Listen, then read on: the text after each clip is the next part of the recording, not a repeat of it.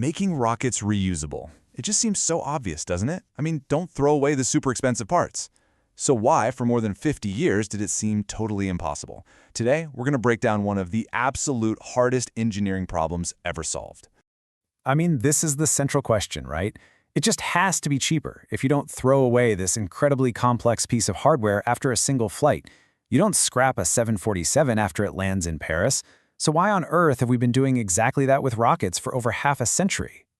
But this wasn't just some engineering puzzle. For the longest time, it was a really fierce economic debate.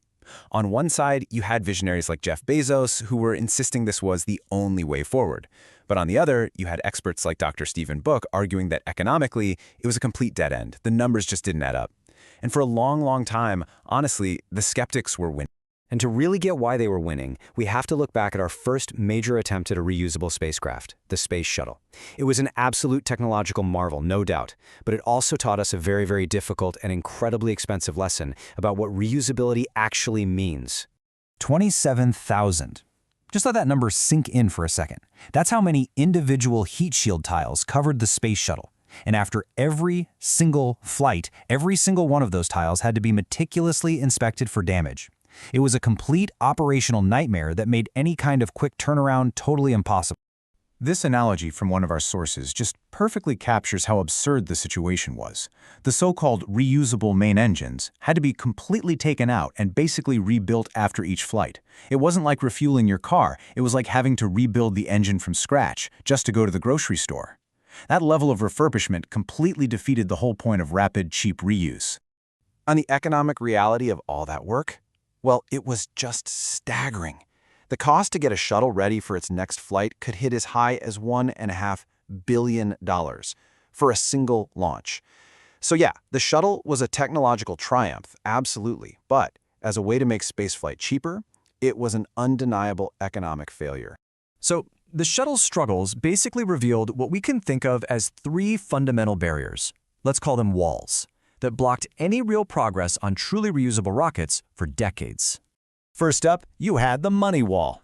See, the whole established aerospace industry ran on these things called cost-plus government contracts. That basically meant their profit was guaranteed, no matter what the final cost was.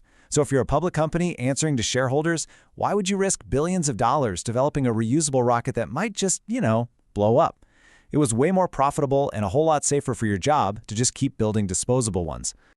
Next up is the physics wall. And here's why this was a wall worth smashing through.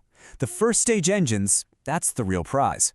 They make up almost 2/3 of the booster's entire cost, but only about 1/4 of its weight. So getting them back is the absolute key to unlocking massive savings. The problem, well, doing it is brutally, brutally difficult. I mean, think about it. A rocket stage is designed to do one thing: go up really, really fast. It is absolutely not designed to come back down. Just surviving re-entry is incredibly hard. You have to deal with insane temperatures and stresses on materials that are already pushed to their limits. Then you have to carry extra fuel just for the landing, which takes away from how much stuff you can actually launch. That's what they call the tyranny of the rocket equation. And on top of all that, rocket engines are notoriously tricky to relight in midair. You get it wrong and boom. And finally, there was the computing wall. For decades, the sheer processing power you'd need it wasn't there.